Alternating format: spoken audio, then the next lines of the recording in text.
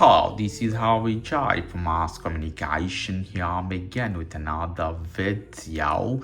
In this, we're going to show you how you can do a force reset or force restart to your Samsung Galaxy S23 Ultra, S23, S24, S24 Ultra, or any other Ultra phone of Samsung.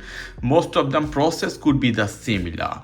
Why you want to do a force reset your phone or force restart of your phone?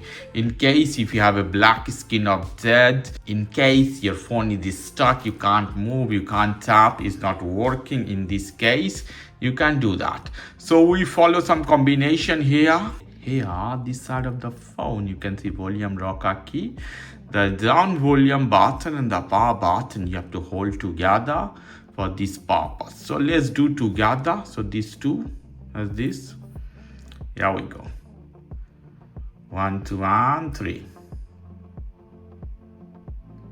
Don't let it go.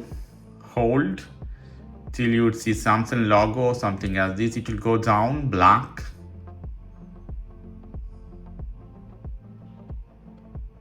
Wait.